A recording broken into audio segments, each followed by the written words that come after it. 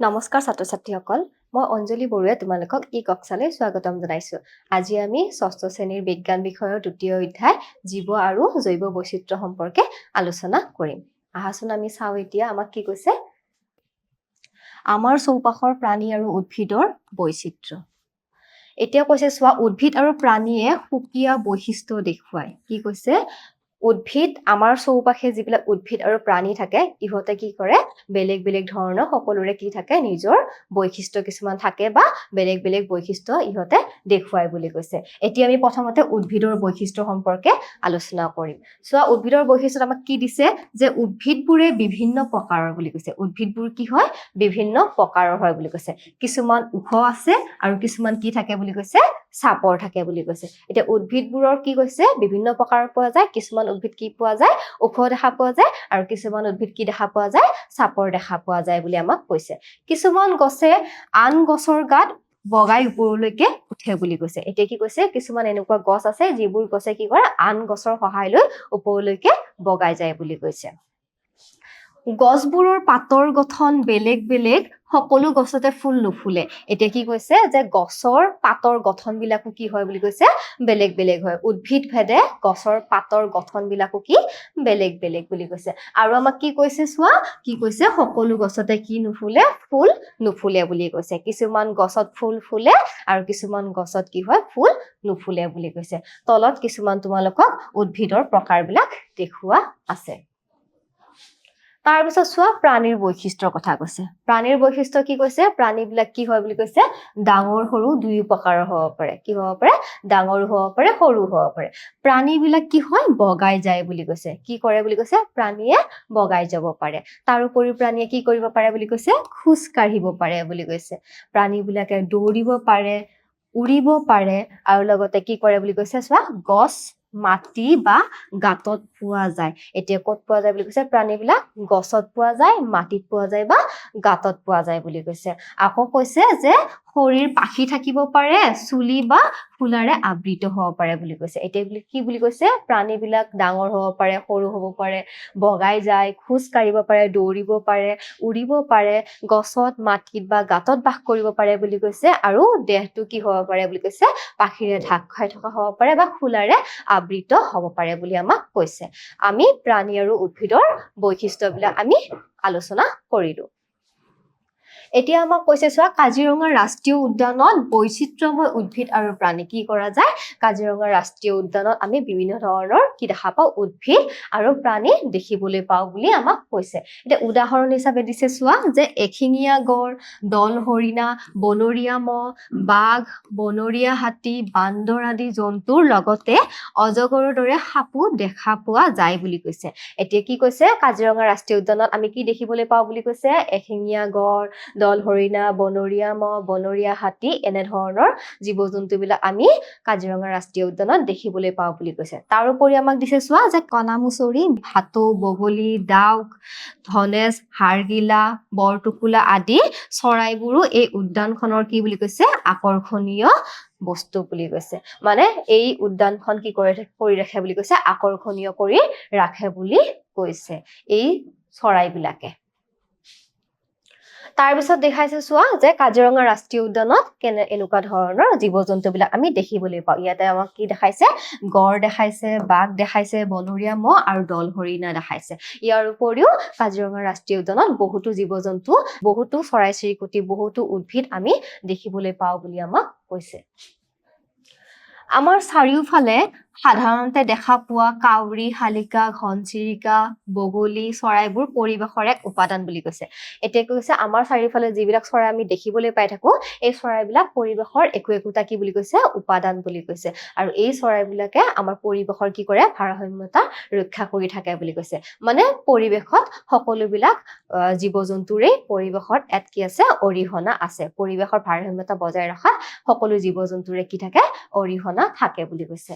তাৰ পিছত কৈছে চোৱা কেৰকেটুৱা নাইপিয়া আদি বগাই যোৱা প্ৰাণীবোৰো পৰিৱেশৰ বাবে প্ৰয়োজনীয় বুলি কৈছে। অকল যে চৰাই বা অন্য জীৱ-জন্তুবিলাকে যে আমাৰ কাৰণে প্ৰয়োজনীয় সেইটো নহয় যে কিছুমান এনেকুৱা জীৱ আছে যিবোৰ কি কৰে বুলি কৈছে বগাই যায় বুলি কৈছে।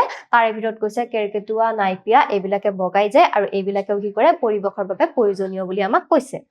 আমাৰ চৌপাশে থকা হাবি জংঘল এনেবোৰ প্ৰাণীৰ থকা ঠাই বুলি কৈছে। এতিয়া এই যিমানবিলাক প্ৰাণীৰ কথা আমি এতিয়া কলো, গোটেইবিলাক প্ৰাণী ক'ত থাকে বুলি কৈছে, ক'ত বাস কৰে, হাবি জংঘল এইবিলাকত বাস কৰে। সিহঁতৰ বাসস্থান ক'ত, হাবি জংঘলত বুলি কৈছে।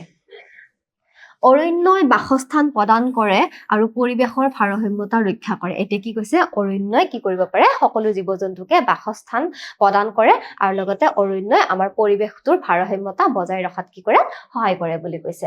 তাৰপিছত কৈছে চোৱা যে বনাঞ্চল ধ্বংসৰ ফলত প্ৰাণীবোৰৰ খাদ্য আৰু বাসস্থানৰ অভাৱ হয় আৰু সেয়ে জীৱ জন্তুৰ বিলুপ্তি ঘটে বুলি কৈছে। এতিয়া কি কৈছে, যদি আমি বনাঞ্চল ধ্বংস কৰো, ধ্বংস কৰিলে কি হ'ব পাৰে বুলি কৈছে, জীৱ জন্তুৰ খাদ্যৰ অভাৱ হ'ব পাৰে আৰু বাসস্থানৰ অভাৱ হ'ব আৰু যাৰ ফলত জীৱ জন্তুবিলাক লাহে লাহে কি হ'ব, পৃথিৱীৰ পৰা নোহোৱা হৈ যাব বা বিলুপ্তি ঘটে বুলি কৈছে। সেইকাৰণে আমি কি কৰিব নালাগে, বনাঞ্চল বা অৰণ্য আমি ধ্বংস কৰিব নালাগে, আমি গছ গছনি আমি কাটিব নালাগে, প্ৰয়োজনতহে আমি গছ গছনি কাটিব লাগে আৰু এডাল গছৰ বিনিময়ত আমি 10ডাল গছ আমি ৰুব লাগে। মানে এডাল গছ কাটিলে আমি 10ডাল গছ আমি ৰুব লাগে বুলি কৈছে। প্ৰাণী আৰু উদ্ভিদৰ শ্ৰেণী বিভাজন। জীৱবোৰক ইহঁতৰ লক্ষণ, সাদৃশ্য আৰু পাৰ্থক্য অনুসৰি গোটত ভাগ কৰা হয় আৰু এই পদ্ধতিটোকে শ্ৰেণী বিভাজন বুলি কোৱা হয়। কি কৈছে, জীৱবোৰক ইহঁতৰ আমি লক্ষণ, সাদৃশ্য মানে মিল থকাৰ ওপৰত, পাৰ্থক্য মানে কি অমিল আছে, এই অনুসৰি আমি একোটা কি কৰো, গোটত ভাগ কৰা হয় আৰু এই গোটত ভাগ কৰা যিটো পদ্ধতি, সেই পদ্ধতিটোকে কি বুলি কোৱা হয়, শ্ৰেণী বিভাজন বুলি কোৱা হয়। এতিয়া আমি চাম উদ্ভিদৰ প্ৰকাৰ। ওখ কাণ্ডবোৰৰ কঠিন আৰু মোটা বহুতো ঠাল ঠেঙুলি। এতিয়া কৈছে যে উদ্ভিদৰ প্ৰকাৰ হৈছে, প্ৰথমতে আমি পঢ়িম কি, বৃক্ষৰ ওপৰত পঢ়িম। এতিয়া বৃক্ষ কি হয় বুলি কৈছে, যিবিলাক গছ কি হয়, যিবিলাক উদ্ভিদ ওখ হয় সেইবিলাকক আমি কি বুলি কওঁ, বৃক্ষ বুলি কওঁ। বৃক্ষবিলাক কেনেকুৱা হয় বুলি কৈছে, ওখ হয় বুলি কৈছে, কাণ্ডবিলাক কি বুলি কৈছে, কঠিন বুলি কৈছে আৰু কি হয় লগতে মোটা হয় আৰু লগতে কি হয়, ঠাল ঠেঙুলি বহুত ওলাই বুলি কৈছে। যিবিলাক উদ্ভিদ কি হয়, ওখ হয়, কাণ্ডবোৰ কঠিন হয়, মোটা হয় আৰু বহুতো কি ওলাই, ঠাল ঠেঙুলি ওলাই, সেই গছবিলাককে আমি কি বুলি কওঁ, বৃক্ষ বুলি কওঁ। তলত তোমালোকক দেখাইছে, এইটো হৈছে এটা বৃক্ষৰ চিত্ৰ। এতিয়া চোৱা গুল্ম কাক বোলে। কঠিন কাণ্ড, গা গছ বেছি মোটা নহয় আৰু কম ডাল থাকে, ডাল পাতবোৰ মাটিৰ পৰা বেছি উচ্চতাত নাথাকে, যেনে কি দিছে, গোলাপ। এতিয়া কি কৈছে, যিবোৰ উদ্ভিদৰ কঠিন কাণ্ড, গা গছ কিন্তু বেছি কি নহয় বুলি কৈছে, মোটা নহয় বুলি কৈছে আৰু লগতে কম ডাল থাকে, ডাল পাতবোৰ মাটিৰ পৰা বেছি উচ্চতাত নাথাকে, তেনেকুৱা ধৰণৰ উদ্ভিদ বিলাককে কি বুলি কোৱা হয়, গুল্মজাতীয় উদ্ভিদ বুলি কোৱা হয়। তলত তোমালোকক গোলাপ ফুলৰ এটা উদাহৰণ দেখাইছে। গোলাপ গছ এটা কি হয়, গুল্মজাতীয় উদ্ভিদ হয়। নেক্সট আহা যে তৃণজাতীয় উদ্ভিদ। চাপৰ হয় ইহঁত, তৃণজাতীয় উদ্ভিদ কি হয়, চাপৰ হয় ইহঁত, কাণ্ডবিলাক কি হয়, লেহুকা হয় আৰু কি হয়, ক্ষীণ হয়। আৰু উদাহৰণ হিচাপে আমি কি ক'ব পাৰো, ঘাঁ আৰু ধান হৈছে কি উদ্ভিদ, তৃণজাতীয় উদ্ভিদ। ইহঁত কি হয়, চাপৰ হ'ব, কাণ্ড লেহুকা হ'ব আৰু কাণ্ডবিলাক ক্ষীণ হ'ব আৰু এইবিলাককে কি বুলি কওঁ, আমি তৃণজাতীয় উদ্ভিদ বুলি কওঁ। তোমালোকক চিত্ৰত দেখাইছে, এইবিলাক কি হয়, তৃণজাতীয় উদ্ভিদ হয়। এতিয়া আহা আৰোহী লতা।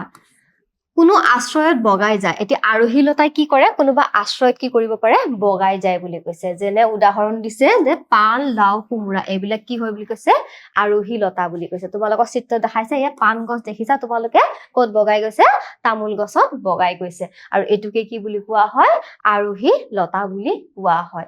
মানে আৰোহী লতাবিলাক কি কৰে, কোনোবা এটা আশ্ৰয়ৰ সহায়ত কি হয়, ওপৰলৈকে বগাই যায়। এতিয়া লতা জাতীয়, যিবিলাক ক'ত হয়, মাটিত বগাই যায়। তোমালোকে দেখিছা এইবিলাক, লাও গছ দেখাইছে আৰু লাও গছ কি হয়, মাটিত এনেকে বগাই যায় আৰু ইহঁতক সেইকাৰণে কি বুলি কোৱা হয়, লতা জাতীয় উদ্ভিদ বুলি কোৱা হয়। এতিয়া আমাক এটা ক্ৰিয়াকলাপ দিছে চোৱা, যে সৰি পৰা পাত সংগ্ৰহ কৰিব দিছে। গছৰ তলত সৰি থকা পাতবিলাক আমাক কি কৰিব দিছে, সংগ্ৰহ কৰিব দিছে। তাৰপিছত কি কৰিব দিছে চোৱা, পাতৰ ফলক অংশ বহল চোৱা। এতিয়া কৈছে পাতৰ ফলক অংশ আমাক চাব দিছে। তোমালোকে নিশ্চয় গছৰ পাতবিলাক দেখিছা। আমি যদি গছৰ পাত এটালৈকে চাব যাওঁ, তেতিয়া পাতটো কি হয়, এনেকুৱা ধৰণৰ এটা কি থাকে, এনেকুৱা ধৰণৰ এটা বহল অংশ থাকে। এই বহল অংশটোকে কি বুলি কোৱা হয়, তো বহল অংশটোৰ নাম কি, ফলক। কি নাম, ইহঁতৰ নাম হৈছে ফলক। এই বহল অংশখিনি কি বুলি কোৱা হয় ফলক বুলি কোৱা হয় এতিয়া ফলক অংশ তোমালোকক চাব দিছে তাৰ পিছত কৈছে চোৱা যে তাত তোমালোকে ৰেখা দেখা পাবা এইবোৰক হীৰা আৰু উপহীৰা বোলা হয় এতিয়া কৈছে এইবিলাক যে আমি ৰেখাবিলাক দেখিছো এইবিলাককে আমি কি বুলি কওঁ হীৰা আৰু উপহীৰা নামেৰে আমি জানো বুলি কৈছে তাৰ পিছত কৈছে পাতৰ ফলকখনত থকা হীৰা আৰু উপহীৰাৰ সজ্জাকে কি বুলি কোৱা হয় হীৰা বিন্যাস বুলি কোৱা হয় এনেকে যে পাতত আমি যে হীৰা উপহীৰা বিলাক যেনেকে সজ্জিত হৈ থকা যেটো দেখিছো এই সাজোন প্ৰক্ৰিয়াটোকে কি বুলি কোৱা হয় হীৰা বিন্যাস বুলি আমি জানো বুলি কৈছে এতিয়া চোৱা আমি ইয়াতে দেখিছা তোমালোকে এই পাতটোত এই অংশ বহল অংশখিনি কি বুলি কোৱা হয় ফলক বুলি কোৱা হয় কি বুলি কোৱা হয় ফলক বুলি কোৱা হয় আৰু ইয়াতে তোমালোকে কি দেখিছা এইবিলাক হীৰা উপহীৰা বিলাক তোমালোকে দেখিছা হয়নে এইবিলাক হীৰা উপহীৰা তোমালোকে দেখিছা আৰু এই সাজোন এই হীৰা উপহীৰাৰ যেটো সাজোন প্ৰক্ৰিয়া এই সাজোন প্ৰক্ৰিয়াটোকে কি বুলি কোৱা হয় হীৰা বিন্যাস বুলি কোৱা হয় এতিয়া চোৱা আমাক কি কৈছে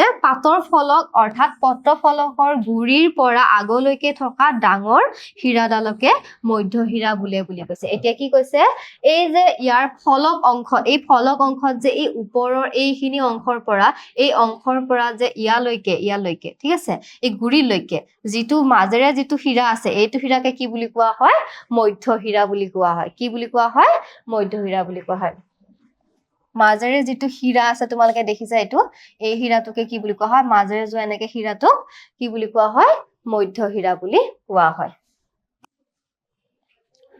মধ্য হীৰাৰ পৰা উপহীৰাবোৰ ওলাই বুলি কৈছে এতিয়া চোৱা তোমালোকে যদি এইটো চোৱা ভালদৰে তেতিয়া দেখা পাবা যে এইটো কি বুলি কোৱা হয় মাজেৰে যোৱাটোক মধ্য হীৰা বুলি কোৱা হয় আৰু এনেকে যে ওলাই গৈছে এডাল কৈ যেনেকৈ ৰেখা ওলাই গৈছে বা হীৰা ওলাই গৈছে এইবিলাকক কি বুলি কোৱা হয় এইবিলাকক উপহীৰা বুলি কোৱা হয় কি বুলি কোৱা হয় উপহীৰা বুলি কোৱা হয় তাৰ পিছত চোৱা হীৰা বিন্যাসৰ প্ৰকাৰ কিহৰ প্ৰকাৰ তাৰ পিছত চোৱা হীৰা বিন্যাসৰ প্ৰকাৰ সমান্তৰাল হীৰা বিন্যাস পাতত মধ্য হীৰাৰ পৰা ওলোৱা উপহীৰাবোৰ সমান্তৰালকৈ থাকে এনে হীৰা বিন্যাসক সমান্তৰাল হীৰা বিন্যাস বোলা হয় যেনে কলপাত ধান আদি এতিয়া কৈছে যে হীৰা বিন্যাস কেই প্ৰকাৰৰ দুই প্ৰকাৰৰ এতিয়া সমান্তৰাল হীৰা বিন্যাসৰ ওপৰত পঢ়ি আছো আৰু এটা প্ৰকাৰ হৈছে জাল হীৰা বিন্যাস এতিয়া আমি সমান্তৰাল হীৰা বিন্যাসত আমাক কৈছে যে পাতত যেটো মধ্য হীৰা থাকে এই মধ্য হীৰাৰ পৰা যদি উপহীৰাবিলাক যদি সমান্তৰালকৈ থাকে তেতিয়া হলে সেই হীৰা বিন্যাসৰ যেটো সাজোন এই সাজোন প্ৰক্ৰিয়াটো কি বুলি কোৱা হয় সমান্তৰাল হীৰা বিন্যাস বুলি কোৱা হয় কি কৈছে চোৱা যে পাতত মধ্য হীৰাৰ পৰা যিবিলাক উপহীৰা ওলাই সেইবিলাক যদি সমান্তৰালকৈ থাকে এতিয়া এনে হীৰা বিন্যাসকে কি বুলি জনা যায় সমান্তৰাল হীৰা বিন্যাস বুলি জনা যায় উদাহৰণ দিছে কলপাত আৰু ধান আদি এই সমান্তৰাল হীৰা বিন্যাসৰ উদাহৰণ এয়া চোৱা তোমালোকে যে কলপাতত কি হৈছে হীৰাবিলাক এনেকে সমানকৈ ওলাই গৈছে যদিহে এই এডাল কি কোৱা হয় মধ্য হীৰাৰ পৰা যদি এনেকে হীৰাবিলাক সমানকৈ ওলাই যায় তেতিয়া হলে তাক কি বুলি কোৱা হয় সমান্তৰাল হীৰা বিন্যাস বুলি আমি জানো এতিয়া চোৱা জাল হীৰা বিন্যাস হীৰাবোৰ জালৰ দৰে আৰ্হি গঠন কৰে এতিয়া কি কৈছে হীৰাবোৰে যদি জালৰ দৰে কি কৰে এটা গঠন দেখাই পাতত এতিয়া হলে তাক কি বুলি কোৱা হয় জাল হীৰা বিন্যাস বুলি কোৱা হয় যেনে উদাহৰণ দিছে আহতৰ পাতত আমি কি দেখা পাওঁ জাল হীৰা বিন্যাস আমি দেখিবলৈ পাওঁ এতিয়া আমি মূল্যায়নলৈকে আগবাঢ়িছো মোৰ প্ৰথম প্ৰশ্নটো হৈছে যে হীৰা বিন্যাস কেই প্ৰকাৰৰ এক প্ৰকাৰ দুই প্ৰকাৰ তিনি প্ৰকাৰ চাৰি প্ৰকাৰৰ এতিয়া আমি পঢ়িছিলো যে হীৰা বিন্যাস কেই প্ৰকাৰৰ দুই প্ৰকাৰৰ সমান্তৰাল হীৰা বিন্যাস আৰু জাল হীৰা বিন্যাস নেক্সট প্ৰশ্নটোলৈকে আহা যে তলৰ কোনটো তৃণজাতীয় উদ্ভিদ আম গছ ঘাঁ কঁঠাল গছ গোলাপ কোনটো তৃণজাতীয় উদ্ভিদ আমি জানো যে ঘাঁ হৈছে তৃণজাতীয় উদ্ভিদ নেক্সট প্ৰশ্নটোলৈকে আহিছো যে মধ্য হীৰাৰ পৰা ডেছ হীৰা ওলাই আমি পঢ়িছিলো যে মধ্য হীৰাৰ পৰা কি ওলাই উপহীৰা ওলাই কি ওলাই উপহীৰা ওলাই আজিলৈ তোমালোকক যিখিনি মই বুজালো নিশ্চয় তোমালোকে বুজিবলৈ সক্ষম হৈছা আশা কৰিছো তোমালোকে ঘৰত এইবিলাক ভালদৰে পঢ়িবা আজি এৰিছো ধন্যবাদ